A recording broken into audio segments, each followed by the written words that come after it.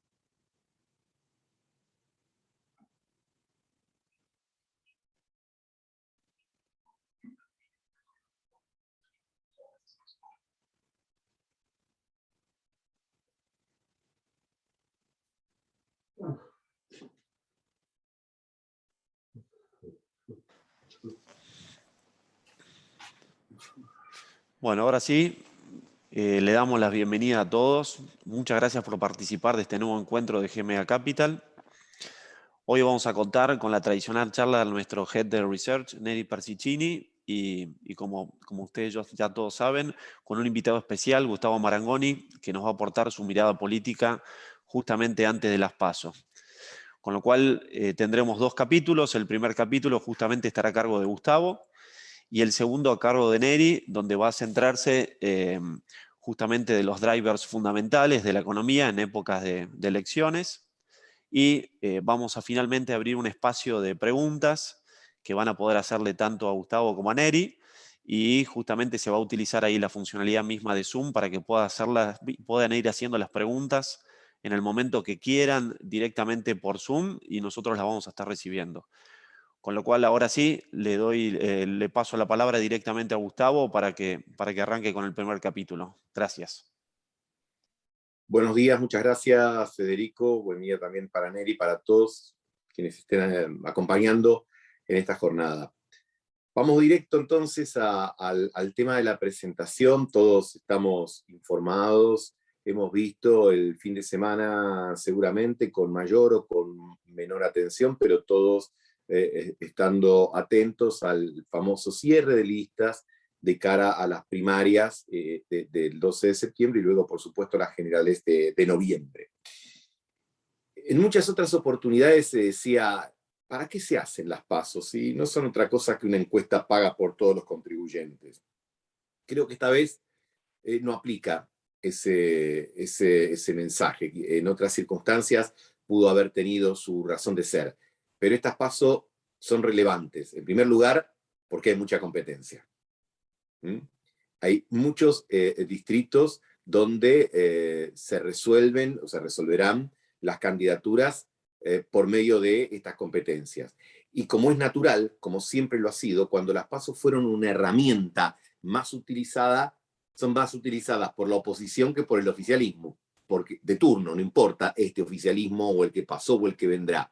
Los oficialismos tienen como la necesidad de dar muestras de manejo, de unidad, de que ya sea el presidente o los gobernadores tienen la posibilidad de ordenar la tropa. La oposición encuentra en la PASO una herramienta para organizarse frente a muchas veces la no existencia de una sola voz que reúna y que sintetice.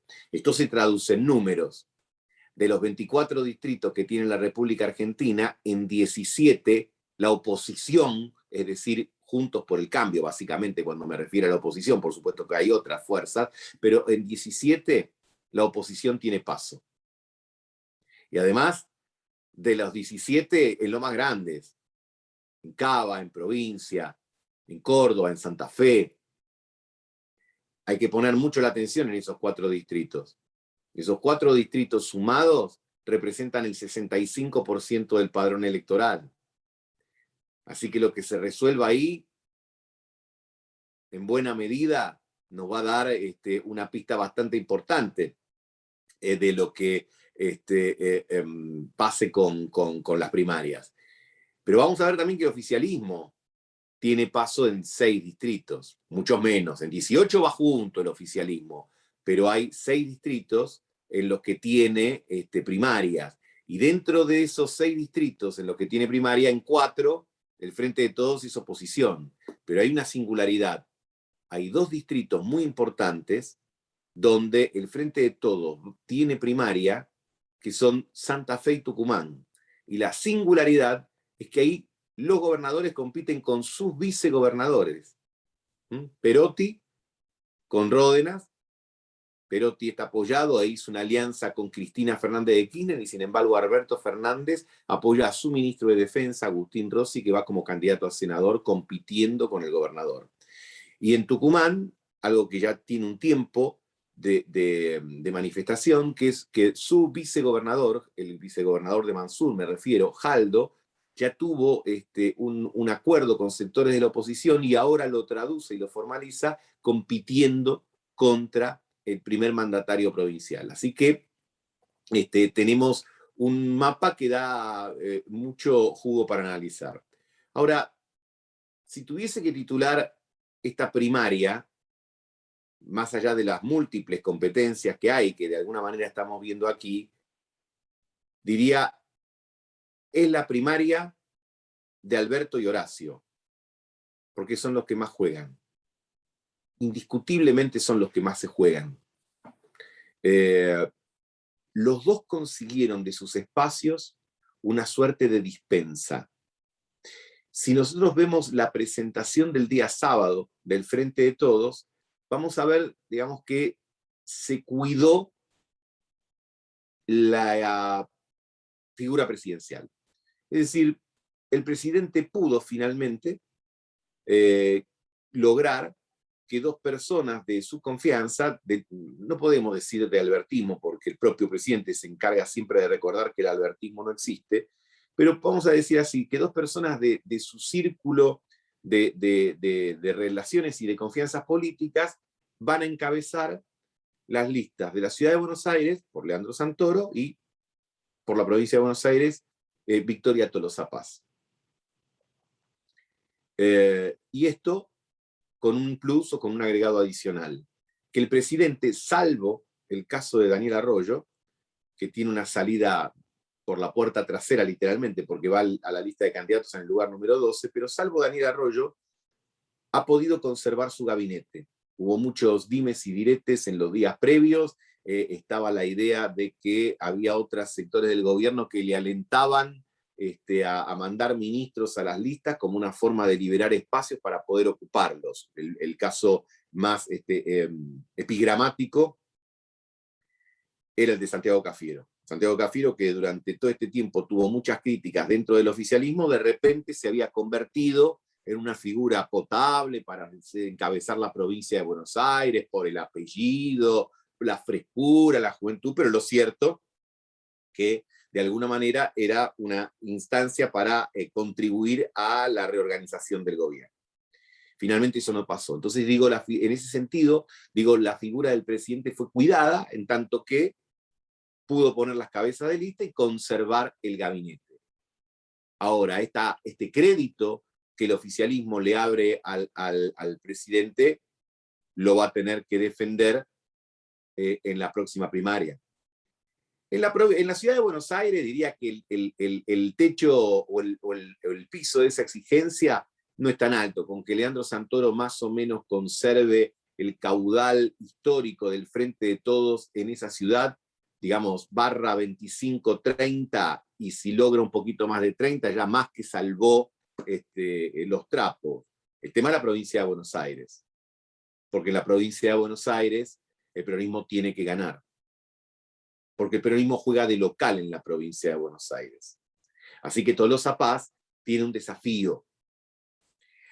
El desafío tiene que traducirse concretamente, sin demasiadas abstracciones, es que el día de la PASO, el 12 de septiembre, ella por lo menos tenga la misma cantidad de votos, y por supuesto se espera que más, que los candidatos Santilli y Manes unidos. Claro, tiene la posibilidad de que si eso no fuese así, tiene una revancha. Esa posibilidad no la tiene Horacio Rodríguez Larreta.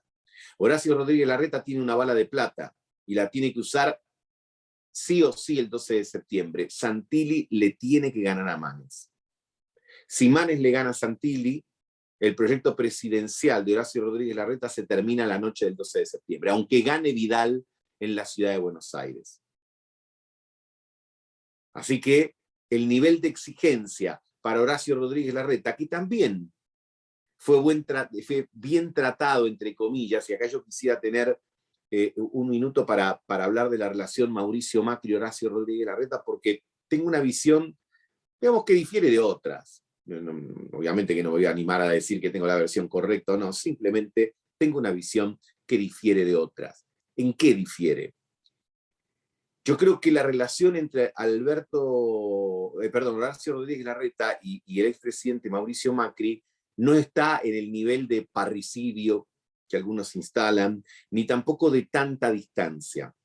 En primer lugar, porque así como Cristina, digamos, le permitió al presidente la elección de quienes encabezaran la fórmula, Mauricio le permite a Horacio la iniciativa de el regreso de Vidal y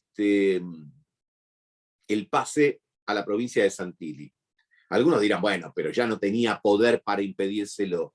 No, pero le podría haber empiojado más la cancha si la figura de empiojarle al pelado se me toma como una dispensa y un oxímoron. En realidad, el primer pato de la boda, literalmente, de esa relación ha sido un pato, Pato Bullrich. Porque Pato Bullrich, creo, se apresuró a manifestar su vocación presidencial para el 2023. Y quizás ello le haya generado cierta molestia adicional al expresidente, que hace unos pocos meses sacó un libro que se llama Primer Tiempo, mucho más que la ambición de Horacio Rodríguez Larreta, con quien hace 20 años son una sociedad política, y que todos sabemos que quiere ser candidato a presidente, pero no lo ha explicitado o manifestado, quizás justamente como una muestra de respeto a quien ha sido hasta hace poco tiempo el presidente de su espacio. Así que cuando Mauricio Macri se toma el avión, dice, bueno, adelante Horacio, fíjate de contemplar algunos casos en particular, le está abriendo la cancha. Y le está diciendo, hacé tu juego. Ahora, eso implica una enorme responsabilidad, porque si el juego le sale bien, Horacio es candidato. Si el juego le sale mal, pues entonces otros gallos cantarán y probablemente Macri y otros del espacio podrán decir, no era por ahí, ahora es nuestro turno. Pero no nos adelantemos tanto. Quedémonos todavía en esta primaria que ya empezó, uno empieza a encender la radio, la televisión, conectarse con las redes, leer diarios de papel para quienes todavía tengan ese hábito, y empezaron, dijo Manes que los fondos de la ciudad, que Manes mejor se fije en otra cosa, Tolosa Paz, empezó la liturgia propia de la campaña. Ahora, ¿qué ponen unos y otros? Quedémonos por un minuto en Juntos por el Cambio. A priori, desde el punto de vista de la ferretería, de los fierros que se llaman en política, Santilli arranca más empoderado, este concepto que escuchamos frecuentemente en los últimos años. ¿Por qué? Porque Santilli cuenta con el apoyo del PRO y de los intendentes del PRO. En la provincia, los intendentes del PRO en cantidad son menos que los intendentes radicales, pero en volumen representan más. Los intendentes del PRO gobiernan los 3 grandes distritos del interior: Mar del Plata, Bahía Blanca y La Plata, que no es el interior, es la capital de la provincia, pero cuando digo interior digo lo que no es conurbano. Y además en el conurbano gobierna Vicente López, San Isidro, que apoya la candidatura de Santilli y Lanús, por ejemplo, entre distritos poderosos, además de San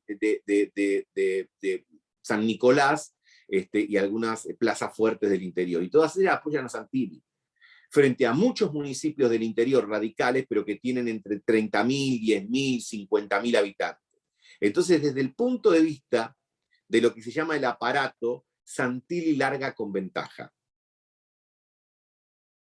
Así que Facundo Manes va a tener que no solo recurrir a la capilaridad que tiene la estructura radical en todo el territorio, sino fundamentalmente a ver cómo hace rendir su condición de outsider y cómo de alguna manera logra instalar un discurso más disruptivo y más refrescante o novedoso. Obviamente que Santilli le gane a Manes sería un elemento importante, por lo que decíamos antes, en cuanto a la figura de Horacio Rodríguez Larreta, pero estaría dentro de lo esperable aún para el oficialismo del Frente de Todos. Ahora, que Manes le gane a Santilli probablemente obligaría a cambiar algunos de los planes para la segunda etapa que tiene el oficialismo a nivel provincial y a nivel nacional, esto es el Frente, ¿no? Y el Frente también pone mucha carne al asador. Cuando uno ve la lista, chocolate por la noticia. El presidente puso la cabeza y Cristina se quedó con el jamón del medio. De los primeros 10 candidatos a diputados de la provincia de Buenos Aires, 7 son de su más estricta confianza, descontando a Tolosa Paz, que tiene el visto bueno de la vicepresidenta, y a la candidata de Sergio Massa, digamos. Pero después hay otro candidato más de Massa entre los primeros 10 y después la hegemonía es de Cristina Fernández. Así que Cristina Fernández, tanto ahí como ya vamos a ver también en el Senado, lo que está haciendo es consolidar las estructuras de su poder, vamos a decirlo así, de carácter más estable y duradero. Yo me animo a decir que si uno piensa el mapa del Congreso en diciembre, es muy difícil suponer que sea sustancialmente distinto al que vemos ahora. En la actualidad, como ustedes conocen muy bien, el bloque del Frente de Todos tiene 119 diputados y el de Juntos por el Cambio 115. Y en el Senado tienen 42 y 25 respectivamente. Es muy difícil pensar que esos números varíen de una manera sustantiva, que alguien pase de tener 119 diputados a 130 o 130 y pico, y el otro de tener 115 a tener 100 o 90. No creo que eso suceda. Y en el Senado es factible, ustedes saben que se eligen senadores solo en 8 provincias, y es factible que a lo mejor hasta el oficialismo pierda 2 o 3 senadores, pero no va a perder la mayoría de los 37. Así que la mirada sobre lo que pase y lo que quede conformado en el Congreso, por supuesto siempre es importante, pero no sé si es la determinante. Es probable que esa noche de noviembre, cuando se empiece a discutir y se empiecen a celebrar todo, hay una guerra de interpretaciones respecto de quién ganó y de quién perdió. Pero acá es donde vuelvo al comienzo y acá es donde vuelvo al origen. Me parece que hay que mirar muy específicamente lo que pase con los dos protagonistas, a mi criterio, centrales, Alberto y Horacio. Si el presidente llegara, o si Tolosa Paz no pudiese dar la victoria, o tuviese una victoria muy pequeña, digo muy pequeña en la provincia de Buenos Aires para el peronismo, sería ganar por 2 o 3 puntos. Indudablemente el presidente quedaría probablemente sometido a una formalidad más estricta para sus últimos 2 años. Y Cristina no solo consolidaría ya lo que tiene, tanto en diputados como en senadores, como en el propio Poder Ejecutivo, sino que probablemente más espacios dentro de la administración central. Lo cual no representa decir que si el presidente gana ya tiene habilitadas las puertas de la reelección. Por aquello de que la victoria tiene 1000 padres y la derrota uno solo, la apuesta del presidente grande, porque si pierde la derrota va a ser de él, si gana por supuesto que le conviene, pero eso no necesariamente supondrá que tiene habilitada la reelección. Y si, como mencionábamos antes, Horacio pierde, que lo sabremos muy pronto, supongamos que Santilli gane, entonces tiene respiro Horacio, pero después Santilli pierda en noviembre con el oficialismo, habrá que ver la magnitud de esa derrota para ver en cuánto puede quedar averiado o no el proyecto de Horacio y el tono que le tendrá que dar Horacio a la campaña a partir de ahí para poder mantener sus aspiraciones presidenciales. Yo diría que la característica bicoalicional que tiene la Argentina no la va a cambiar esta elección. Es decir, la Argentina va a seguir vertebrada alrededor de dos coaliciones que han aprendido a partir de la experiencia algo muy claro, que unidas pueden ganar o pueden perder, pero desunidas pierden seguro. Eso lo aprendió el peronismo en el 2009, lo aprendió en el 2013, en el 2015 y en el 2017. Desunido perdió frente a cualquier alternativa de la oposición, inclusive aquellas menos consistentes como pudieron haber sido la del 2009. Y ni hablar, lo sabe el no peronismo, que después se convirtió en Cambiemos, cuando perdía con Cristina en el 2011 54 a 17, a 10, a 12, cuando estaban fragmentados. Así que indiscutiblemente ambos han aprendido que hay que mantener la unidad de la coalición. Ahora, ¿cuál es el eje? ¿Cuál es el eje de equilibrio de la coalición? Es lo que vamos a ver y lo que va a contribuir a ver esta elección que estamos transitando ahora. Algunos hablan del término de moderación, de halcones, de paloma. Yo creo que eso existe, pero también es relativo. Tiene que ver con el distrito en particular. Vidal encabeza la lista de Buenos Aires, de la ciudad de Buenos Aires, pero no sé si lo hace en calidad de paloma, porque está acompañada por Tetazo, Oliveto, Fernando Iglesias, porque en la ciudad de Buenos Aires se pide un mensaje mucho más duro y más asertivo respecto del kirchnerismo en general, o del kirchnerismo en particular y del peronismo en general. En la provincia de Buenos Aires no es casual que el candidato que haya decidido Rodríguez Larreta que cruce la General Paz sea alguien que tiene parentesco, vínculo y origen en su carrera política con el peronismo, porque allí la cultura predominante es el peronismo. Ahora, la campaña va a caminar por el sendero de dos piernas que ya las hemos visto, la economía y la salud. En materia sanitaria estamos viendo los mensajes. La oposición dice, miren la tasa de fallecidos. El oficialismo dice, miren la tasa de vacunación. Aparecieron las vacunas. De hecho, hoy mismo a la mañana nos hemos anoticiado que se ha firmado el convenio con Pfizer, el famoso convenio con Pfizer, etc. Así que dirán, ahí está. Querían vacunas, ahí las tienen. Los otros dirán, sí, después de 100.000 muertos. Y en materia económica, el oficialismo dirá, estamos administrando en pandemia, cosa que no ha pasado nunca en la historia de la Argentina ni de la humanidad, en una de estas características de la humanidad en los últimos 100 años, convengamos.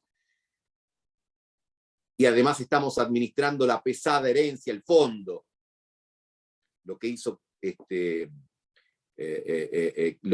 el acto del sábado, recordar el tema del fondo como centralidad, y ahí aviso parroquial, lo que hizo Cristina, que en ese sentido es una jugadora distinta. En medio del acto, cual si no pasara nada, mandó el aviso parroquial de que los DEG, los famosos derechos especiales de giro que amplía el organismo internacional para sus países socios, entre ellos la Argentina, con sus 4.400 millones de dólares, va a ser utilizado para pagar deuda.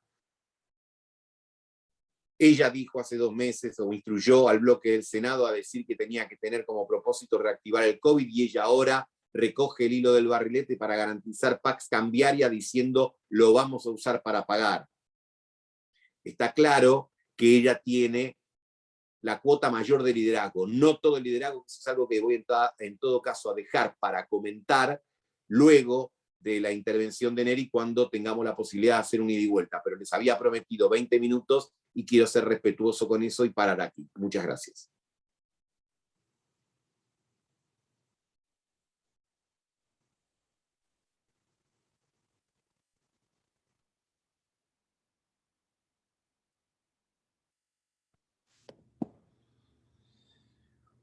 Bueno, muchas gracias, Gustavo. ¿Te parece, Neri, que arranquemos directamente con la sección Economía y después vamos con las preguntas y respuestas al final? Perfecto, Fede. Bueno, muchas gracias por tus palabras. También agradecerte, Gustavo, la participación, la verdad que un lujo. Y también hacerle extendido el saludo a todos los asistentes que hoy están participando para nutrirse de realidad política y económica. Y hablando de economía, la parte que nos toca a nosotros está más vinculada por lo que yo llamo la economía del metro cuadrado, es decir, los factores que de alguna manera determinan en última instancia el voto del votante promedio. Estamos hablando de factores no necesariamente macroeconómicos, pero que sí desde la macro se vuelcan a la micro y generan la sensación de efecto en el bolsillo y expectativas que ahora mismo en breve les voy a comentar.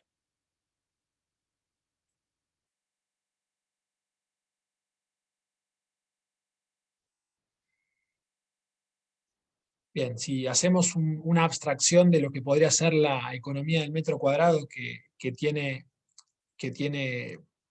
injerencia en la decisión de voto, más allá de factores de indecisos, cuestiones partidarias. Acá quizás hago un poco de agua porque no soy politólogo, pero sí, por el lado de la economía, encontramos, al menos en este pentágono, que es metro cuadrado, 5 puntas.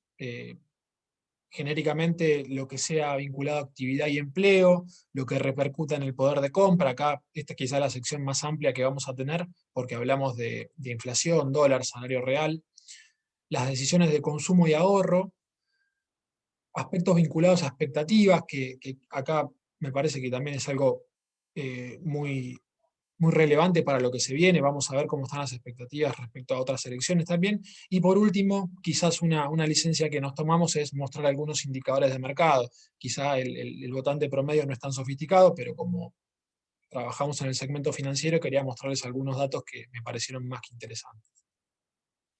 Por el lado de la actividad, nos encontramos un 8% debajo de lo que fue el promedio de actividad de la década pasada. Y estamos hablando de un nivel de PBI que no le sobró nada. De hecho, como pueden ver, el promedio de los años 10 eh, prácticamente fue muy estable y estamos hablando quizá de otra década perdida para sumarle a la década de los 80. Y cuando miramos el nivel de actividad después del shock de la pandemia, después de esa caída brutal que tuvo el PBI principalmente en abril y mayo del año pasado, recuperación mediante, cuando uno pone la lupa y observa detenidamente por sector cómo es la realidad, nos encontramos que si bien la actividad en general está solamente un 4% debajo del nivel prepandemia, encontramos que construcción, por el efecto dinámico que tiene sobre el resto de las actividades, está un 6% debajo del nivel del mar, comercio está 1,2% por debajo, industria tuvo una recuperación, principalmente en los últimos meses, 1,2% arriba, pero el sector más golpeado sin duda es hoteles y restaurantes, que está prácticamente a 1/3 de lo que había sido el nivel prepandemia. O sea, perdió 2/3 de su nivel habitual. Esto todavía no se recuperó y creo que en los próximos meses va a ser importante para entender la jugada que el gobierno va a tener que hacer para darle un poco de oxígeno a estos sectores golpeados. Vinculado con lo anterior, también tenemos que considerar algunos sectores más de carácter social, como la pobreza, que hoy está rozando el 43%, pero incluso proyecciones para el segundo trimestre la ubican cerca de 44%, considerando lo que fue la evolución de los precios en los últimos meses. El nivel de desempleo, asociado por supuesto a la dinámica económica, que hoy está en 10,2%, pero cuando uno lo ve en detalle, empieza a notar algunas cuestiones diferenciales. Por ejemplo, que hay menor cantidad de trabajadores que están buscando efectivamente por el efecto de desánimo y también algo de la asistencia social. Si bien no tenemos IFE ATP, hay un rezago que podría llegar a impactar en las decisiones de búsqueda de trabajo. Hay mayor cantidad de cuentapropistas, la realidad del monotributo es innegable. Y lo relevante es que de mantenerse este nivel de desempleo por encima del 10%, como está ahora, sería una elección con el nivel de desempleo más alto desde 2005.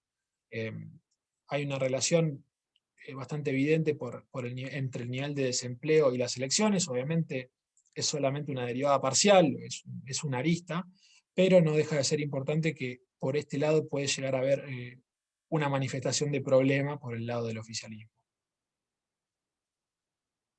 Adentrándonos en el segundo aspecto que hace al poder de compra, les había adelantado que había varias variables. En primer lugar está la inflación.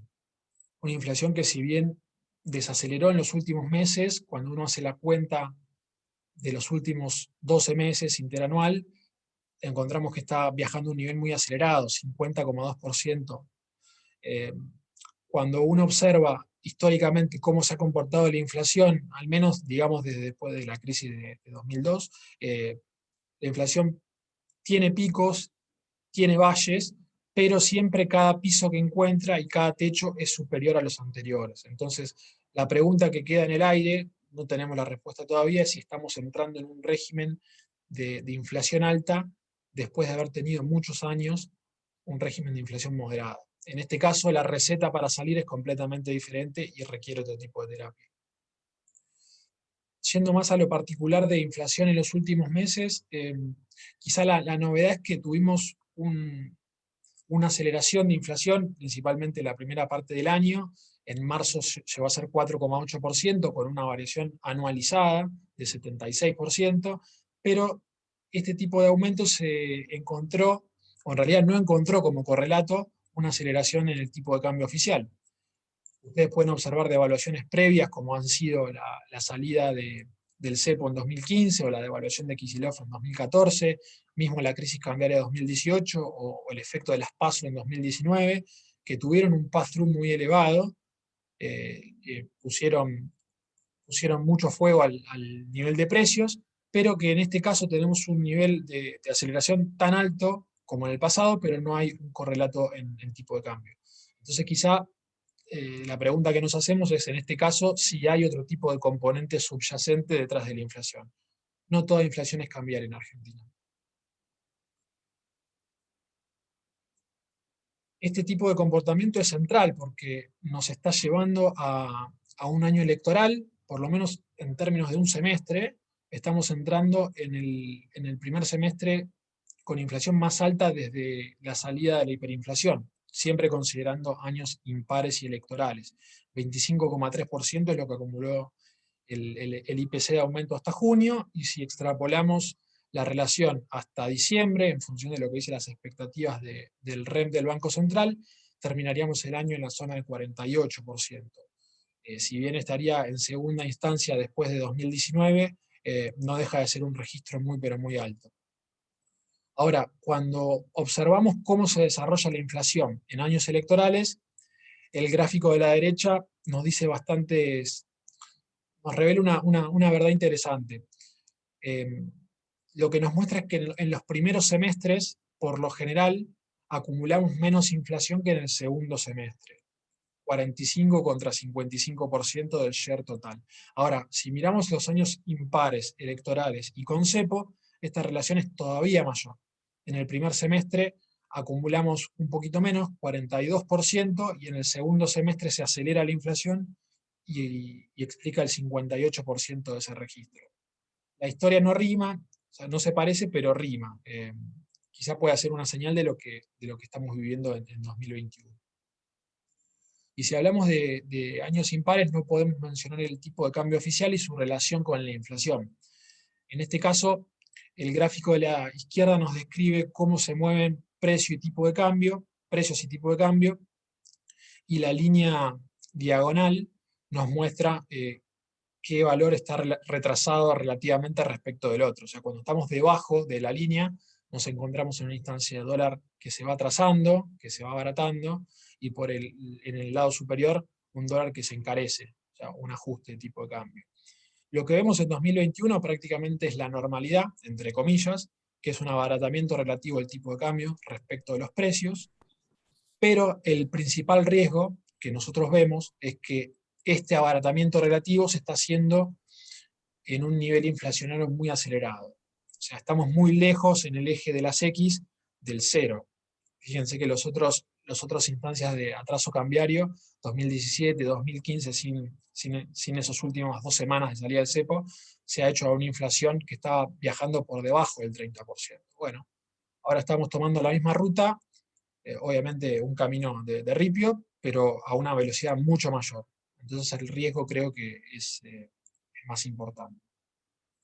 Y considerando también el dólar oficial, cómo se movió tomando como punto de partida la elección, considerando 6 meses previos y 6 meses posteriores, lo que encontramos es que en los años impares que hemos visto recientemente, prácticamente 2/3 del movimiento cambiario en 12 meses ocurren los 6 meses posteriores a la elección.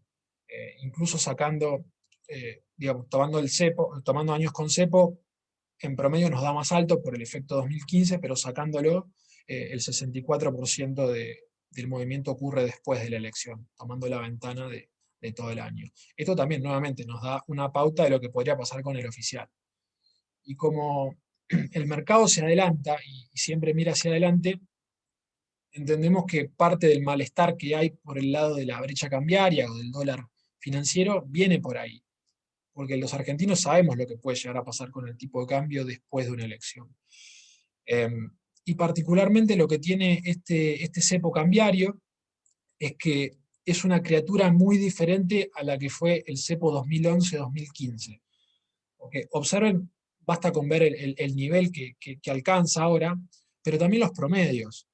Mientras que en 2011-2015 el promedio fue 40%, ahora ya llegamos a un promedio de brecha de 66%, con picos máximos obviamente de 130, en el caso del contado con liqui, que supera con creces el máximo pasado.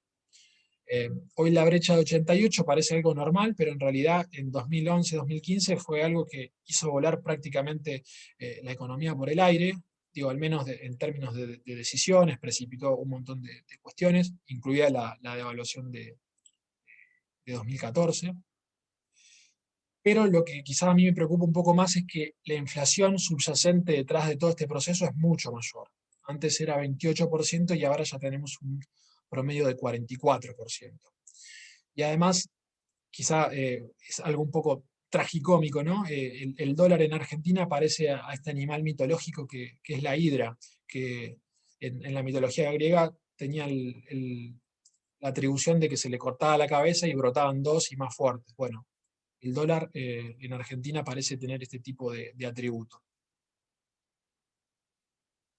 Hablamos de inflación, hablamos de dólar y tenemos que pasar por la cuestión del salario real, que tomando a precios constantes, el último dato que tenemos es de mayo, acumula una caída prácticamente de 5% en 12 meses, en 2021 está perdiendo casi 7%, en la gestión de Alberto Fernández se dio un 3%, pero quizá la mayor pérdida de poder adquisitivo que uno hace es considerando más atrás en el tiempo.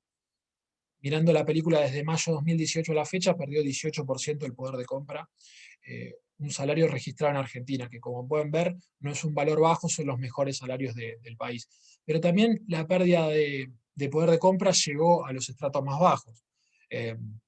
Jubilación mínima hace 7 meses que está cayendo, en el primer semestre está cayendo 3%, y salario mínimo vital y móvil acumula un derrotero de 19 meses en caída libre, y en el primer semestre caería 2,4%. Después lo podemos charlar con Gustavo, pero quizá el hecho de que se le achaque al gobierno el asado, la promesa de asado y la realidad de polenta es muy, muy gráfica en este dato, que hoy por hoy el kilo de asado, el salario medido en kilos de asados está en 121 kilos, es el nivel más bajo desde que se tiene registro. Entonces creo que quizá la campaña puede venir por ese lado de promesas rotas. Y considerando años electorales, estamos en presencia prácticamente del segundo peor registro después del año 2019. Pero siempre, por lo general, el salario real a las PASO, en promedio, está arriba, es positivo, y en este caso difícilmente el gobierno pueda ponerlo arriba de cero. Si hablamos del salario en pesos, también podemos hablar del salario en dólares, que si bien se está recuperando en los últimos meses, les diría, en 2021 la película es bastante más amarga, una caída de 16% anual. Acá obviamente que es mucho más volátil por el efecto del contado con liqui, de cómo se mueve. En la gestión de Alberto Fernández el salario en dólares cayó 23%, y la dinámica de los últimos 3 años es todavía peor, con un recorte de 58%. O sea, en el mejor momento de la gestión anterior, el salario real, el salario en dólares, mejor dicho, llegó a superar los $1.500 y hoy estamos a un tercio de ese nivel. Producto de la volatilidad, por supuesto, del tipo de cambio, la historia no es tan clara en los años electorales, pero seguramente en lo que es 2021 entremos también en la segunda peor caída, al menos de 2009, sacando lo que ha sido el golpe de 2019. Con la película del poder de compra ya digerida, podemos analizar algunas cuestiones vinculadas al consumo. Quizá un buen reflejo sea mirar la evolución de ventas minoristas, que si bien en 2021 está subiendo casi 9% respecto de lo que había sido junio de 2020, lo que tenemos que entender es que tenemos una base de comparación muy baja, porque junio todavía estábamos en restricciones muy duras en términos de cuarentena. Por lo tanto, cuando miramos la historia entre 2021 y 2019, o sea, años más bien parecidos, ahí encontramos el golpe al consumo que es evidente a la luz de la caída del poder de compra. Un 29% abajo es lo que están consumiendo los argentinos. Y para entender, es que quizá este indicador no sea tan fiel, pero en las elecciones que ha perdido el oficialismo entre 2009 y 2019, sacando 2015, las ventas minoristas en paso y en general ha sido negativa, por lo cual quizá tenemos que incorporar otro tipo de análisis para suplementar esta caída. De todas formas, en las PASO 2019 la caída había sido de 19% interanual, por lo cual hay que ver esta recuperación de 9% si se acelera y cómo mejora. Seguramente para darle anabólicos al poder de compra aparezcan ahora 30, ahora 36, ahora 100, si fuera por el gobierno. Por lo cual las financiaciones en tarjetas y bienes y préstamos personales seguramente acelere. Preocupa quizá lo que ha sido la caída en términos reales de préstamos personales, que hoy está cayendo 13%, descontada la inflación, pero falta mucho quizá para llegar al nivel de más 10, que por lo general las elecciones siempre demandan, porque el oficialismo perdió paso, por lo general cuando el crecimiento de los préstamos estuvo por debajo del 10% real, por lo cual de menos 13 a más 10 hay una brecha para cubrir todavía. Si hablamos de consumo, también podemos hablar de ahorro, y si hablamos de ahorro, quizá para pensar en pesos, la mejor zanahoria que uno podría encontrar es la tasa de un plazo fijo. 24% para los plazos fijos de más de $1.000.000, 37% para los minoristas. De todas formas, no hay incentivos para ahorrar en pesos. No tenemos ningún tipo de ancla que impida que nos vayamos a bienes y presionemos sobre inflación, o que vayamos al dólar y presionemos sobre la brecha o la devaluación. Tenemos 11 meses consecutivos con tasa real negativa, es decir, que los plazos fijos no le ganan a los precios, y tenemos que remontarnos hasta 2013-2014 para encontrar una racha al menos tan extensa como lo ha sido la que estamos todavía viviendo.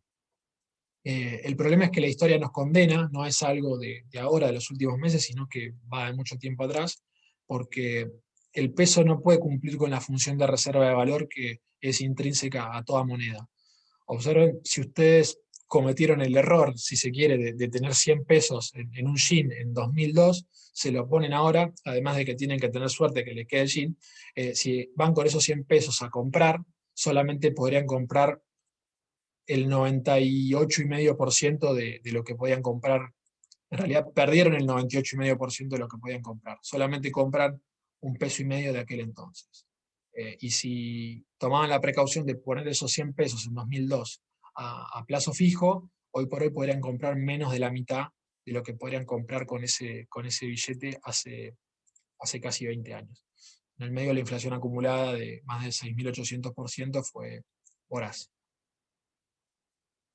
Uno de los últimos puntos que nos interesaría explicarle es cómo ha sido el derrotero de expectativas, unas expectativas que, tomando tanto confianza en el gobierno como confianza del consumidor, en estas métricas que elabora Ditela, están en su peor nivel de la actual gestión, pero cuando miramos confianza en el gobierno, estamos en niveles comparables con lo que ha sido el diciembre de 2015, el fin de Cristina Kirchner en el segundo mandato, y cuando, por lo general, acá Gustavo es el indicado para preguntarle, pero por lo general cuando la confianza del gobierno se ubica debajo de 2, del indicador 2, el oficialismo pierde. Hoy estamos en 1,8. Creo que la gran apuesta del gobierno es mejorar al menos el termómetro de expectativas para que esto no ocurra. Por el lado de confianza del consumidor, estamos en un nivel comparable a mayo de 2019 y también parecido a fines de 2001. Nuevamente, haciendo un poco de repaso, estamos en un promedio de 37 en el índice de confianza del consumidor, y por lo general cuando estuvo debajo de 50 al oficialismo se le complicó bastante las elecciones. De vuelta, para analizar y pensar. Por último, no quiero explayarme mucho más porque me dicen que estoy cerca del tiempo. Algunas perlitas de mercado, ¿no? De todo este malestar que vemos en expectativas también se traduce en valuaciones muy atrasadas. Por ejemplo, las acciones medidas en dólares, las acciones argentinas del Merval, están tan deprimidas como lo estuvieron en 2001 y 2009, acá tomando precios constantes. Si tomamos precios corrientes se parece mucho al tequila, al default ruso, etc. Y también este valor que tenemos en los bonos argentinos, que hoy rinden más de 20%, muestran que Argentina, a los ojos del mercado, es paria en términos internacionales. Estos rendimientos de 20% a paridades de 30 centavos no se encuentran en ningún otro país del mundo, y la verdad que nuestros comparables no son Uruguay, Brasil, Chile, sino que están más bien en África o en países de Asia como Sri Lanka. Tenemos que apuntar primero a eso para poder ser un país, si se quiere, un poco más normal. Bueno, como para cerrar esta parte económica, que después obviamente quedamos abiertos a preguntas, nos encontramos con la peor economía del metro cuadrado en más de una década. Hay varios indicadores que incluso nos remontan más atrás. Por eso creemos que los colchones del gobierno que pudo acumular en el primer semestre, dólares, resultado fiscal, asistencia monetaria por el lado de la holgura, se emplearían para tonificar lo que es la musculatura económica y llegar en forma a los comicios. Por eso esperamos que la estacionalidad habitual de los segundos semestres, en este caso, esté recargada. Y también en paralelo esperamos que haya una postergación o procrastinación en los ajustes que impactan negativamente en el bolsillo, con nombre y apellido, tarifas y dólar, o que también puedan llegar a afectar el sentimiento del votante, quizá el acuerdo con el FMI por las condicionalidades. Por supuesto que en el corto plazo el resultado que podemos esperar es que haya inflación reprimida y que la inestabilidad pase 100% por la brecha cambiaria. Acá coincido con Gustavo en lo que comentaba, que la parte de salud va a ser clave, especialmente en esta recta final, para complementar lo que es la batería de medidas económicas. Encontramos a los activos argentinos muy baratos en este contexto, pero baratos lo ponemos entre comillas porque no tenemos ningún driver de fuerza fundamental, por lo menos hasta 2022, con un acuerdo con el fondo. Y en este sentido, pensando estrictamente en estrategias de inversión, priorizamos opciones de cobertura e instrumentos que tengan baja duration, es decir, que no nos expongan demasiado ante cambios en las tasas y que repercuten en precios. Porque nosotros creemos que, como dijo el economista Rudy Dorbush, y lo podemos aplicar específicamente a Argentina, en economía las cosas tardan más en pasar de lo que pensabas, pero cuando ocurren, pasan más deprisa de lo que creías. Les agradezco mucho por estar, por escuchar, y de mi parte termino acá. Quedo abierto a preguntas. Muchas gracias. Perfecto, Neri, muchas gracias. Si les parece, voy recapitulando las preguntas que hemos recibido. O sea, hay algunas para Gustavo y otras para Neri, pero por ahí me centro en una que se repitió, que tiene que ver un poco con la presentación de Neri, donde surge que los indicadores que, digamos, claramente bien objetivos de cara a las elecciones, le pegan al oficialismo. Con lo cual, o sea, por ahí es una respuesta combinada, ¿no? Para Gustavo y para Neri. ¿Qué se puede esperar del oficialismo para contrarrestar esta realidad negativa, ¿no? Que un poco respecto de qué acciones podrían llegar a tomar el gobierno frente a esta realidad negativa, ¿no? A ver, creo que el tiempo que separa de aquí a septiembre son menos de 60 días, un poquito más si nos extendemos hasta noviembre, tampoco permite grandes cosas. Un poco lo que estamos viendo, la medida de monotributo, las medidas vinculadas al régimen de ganancias, algunos programas vinculados a lo que tiene que ver estímulos del consumo, ahora 12, ahora 18, quizás ahora 24, tratar de, siempre hay que pensar que en la Argentina las coaliciones políticas son fundamentalmente coaliciones de consumidores, así que tratar de alguna manera que el consumidor tenga la posibilidad de llegar en un estado un poco más agradable al de los últimos meses, el refuerzo que se va a pagar ahora de 5.000 pesos en agosto a los jubilados, pero estamos hablando de ese tipo de medidas. Es muy difícil pensar en algo mucho más drástico. Bueno, la obra pública viene un poco levantando en los últimos meses, eso tiene un determinado nivel de influencia, pero no hay espacio físico en el tiempo como para pensar otras cosas. Por supuesto, que la recuperación de junio y julio en los indicadores, que todavía no tenemos los datos oficiales, pero sí en lo que vamos llevando nosotros, está dando una recuperación, no se interrumpa por una cuestión sanitaria en agosto o en septiembre, este famoso tema de la variable delta. Si uno advierte el spot que el sábado presentó el Frente de Todos, que quedó un poco oculto por los largos discursos de todos los que hablaron, habla de salir, estamos saliendo, y el saliendo involucra no solo el mensaje positivo de salir de la mala, sino también de salir físicamente, de que el tema de las restricciones cedan. Entonces, ese es el contexto, me parece, al que puede apelar el gobierno, y un poco la promesa de decir hacia adelante: vos sabés que si de nosotros dependiera, le meteríamos más anabólicos a la demanda, pero bueno, no lo ha permitido la pandemia y la herencia de Macri, pero en términos fácticos, mucho más de lo que se está haciendo es difícil de esperar. Perfecto. Por ahí acá otra pregunta relacionada, digamos, que por ahí se repite, que tiene que ver con las nuevas agrupaciones que se dieron tanto en el armado de las listas, ¿no? Tanto en provincia como en capital. Si en ese caso hay ganadores y perdedores claros, tanto para Juntos por el Cambio como para el Frente de Todos. A ver, siempre, una lista siempre deja heridos, siempre, porque el principio de la escasez no es un principio únicamente que se aplique a la economía. En política también los bienes son escasos, los cargos son escasos. Hay mucha más gente que quiere cargos que cargos para repartir. Pero te diría que en la ventaja del oficialismo es que siempre puede de alguna manera compensar y premiar a los que no ingresaron en las listas en otros lugares. Ayer un amigo me decía, obviamente no porque abogara por ello, pero me decía como extrañado: che, no la pusieron a Vallejos en el Frente de Todos, ¿no? Que tiene un discurso que ya conocemos, etcétera. Bueno, estará compensada, siempre hay muchos directorios de bancos, de organismos reguladores, eventualmente de embajadas, etcétera.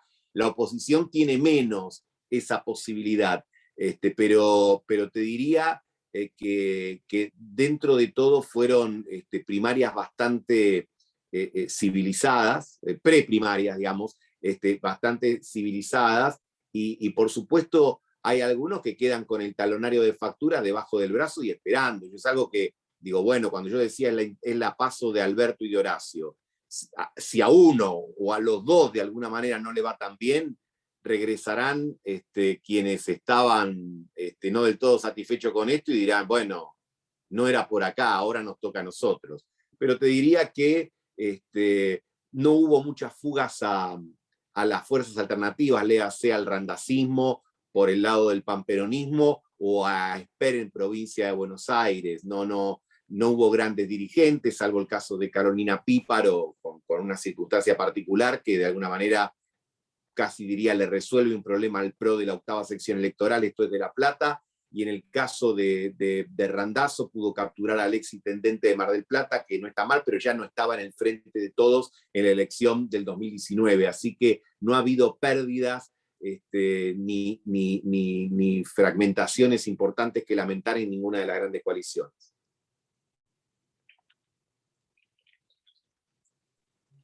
Perfecto. Por otro lado, acá lo que me plantean es si la elección de Santilli por parte de Larreta podría tomarse como una analogía de lo que fue la elección de Michetti en su momento cuando la eligió Macri, y justamente que por ahí algo, vos por ahí lo habías planteado, pero ¿cuán riesgosa es esta jugada de Larreta de cara a las elecciones y a lo que viene, digamos, en el plano político? Bueno, era un poco el título que yo había elegido para la presentación. Horacio jugó fuerte. Vaya si jugó fuerte. A ver, yo creo que Horacio hizo un brunch, ¿no? Entre 21 y 23. No dijo, bueno, primero el desayuno, después el almuerzo. Dijo, a las 11 todo. Después seguimos. Es una apuesta fuerte. Porque no lo ayudaría a Horacio. A ver, Manes, no estoy pronosticando nada, estoy jugando escenarios. Manes le gana a Santilli. Siamo fuori de la Copa, por más que Vidal gane en la capital, Siamo fuori de la Copa, digo para Horacio.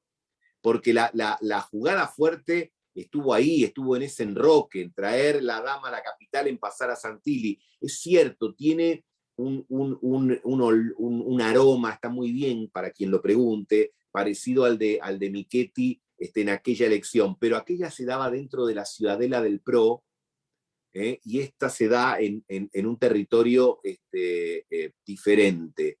Creo que era lógico esperar lo que está sucediendo con la Unión Cívica Radical. La Unión Cívica Radical durante 4 años, como se dijo muchas veces, yo lo repetía mucho en distintos artículos, etcétera, fue parte de la coalición electoral, pero un actor subalterno en la gestión de gobierno. Ahora, en una oposición que nunca tiene jefe. En la Argentina, en los regímenes presidencialistas, la oposición no tiene jefes de la oposición en una elección intermedia. Eso pasa en los regímenes parlamentarios como España, como Inglaterra, pero en los regímenes presidencialistas, en una elección intermedia no hay jefe de la oposición. Ese jefe de la oposición aparece para la elección presidencial. ¿Qué es lo que está tratando Horacio? Ya de perfilarse como jefe de la oposición después de esto. Por eso, de alguna manera, para él no hay grises. Es todo o nada. Y es provincia de Buenos Aires, sí o sí ganándole a Manes primero y después, en el mejor de los casos, aunque no pueda derrotar a Tolosa Paz, tener una elección digna. Un dato que yo no había aportado, me parece importante. Si el peronismo ganara en la provincia de Buenos Aires por 5 puntos de ventaja, esa diferencia se puede neutralizar con que Juntos por el Cambio obtuviera 8 puntos de ventaja en Ciudad de Buenos Aires, Córdoba y Santa Fe. Y eso es muy probable. En Capital y en Córdoba seguro, Santa Fe está mucho más atomizado. Con lo cual, yo abono a decir que los electorados en la Argentina no cambian mucho, cambian más los dirigentes. Y manteniéndose unidos los dirigentes, me parece que vamos a ir a una elección sin grandes distancias. Perfecto, clarísimo.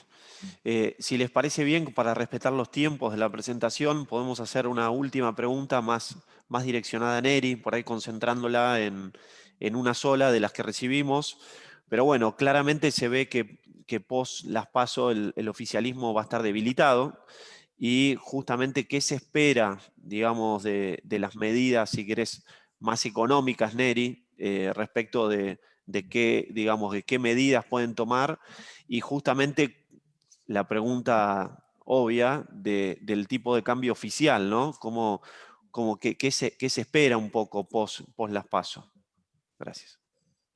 Bueno, es la pregunta difícil que nadie quiere responder y es como si le preguntáramos a Gustavo quién va a ganar las elecciones. Seguramente no lo va a poder responder. Yo voy a tratar de hacer el mejor intento.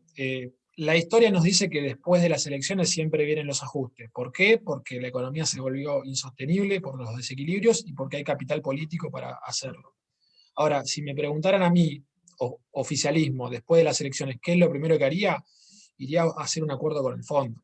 Creo que pensar el problema de Argentina en términos de restricciones o en términos de heterodoxia ya no alcanza, no sirve, hay que quizá dar una vuelta por el lado más de los halcones económicos. Difícil que este gobierno lo haga, sí, pero la economía lo necesita, porque después van a ser 2 años de transitar el desierto. Yo creo que eso también lo van a tener que ver y van a tener que empezar a hacer la matemática para ver cómo llegan a las ejecutivas de 2023. Lo van a tener que hacer con una economía con el tanque un poco más lleno, porque así es complejo. Y para redondear el tema del tipo de cambio, probablemente haya una aceleración del crawling peg, esto es las micro devaluaciones diarias, que hoy están en torno al 12% anual, mientras que la inflación corre al 3% mensual solamente, así que imagínense la diferencia. Pero esto no quita que pueda llegar a haber un salto discreto, o sea, quizá el escenario base es una aceleración de las micro devaluaciones, no un salto discreto, pero después me parece que depende mucho de lo que ocurra con la brecha, que creo que ahí es el mayor dolor de cabeza del gobierno. Por eso, como comentaba Gustavo, creo que la frase de Cristina de vamos a usar los DEX del fondo para pagar, apuntan a eso, a calmar un poco la tensión cambiaria y que el mismo dólar no les haga perder votos de cara a septiembre y noviembre. Perfecto. Vamos a dejar el resto de las preguntas que las redondeamos en las anteriores para cumplir con la presentación que ya estamos en la hora. Con lo cual, bueno, les agradecemos a todos el haber participado y, bueno, Gustavo especialmente, muchas gracias por tu participación y Neri, como siempre, muchísimas gracias. Así que los esperamos en la próxima charla. Muchas gracias a todos. Gracias a ustedes, buena semana. Gracias, hasta luego.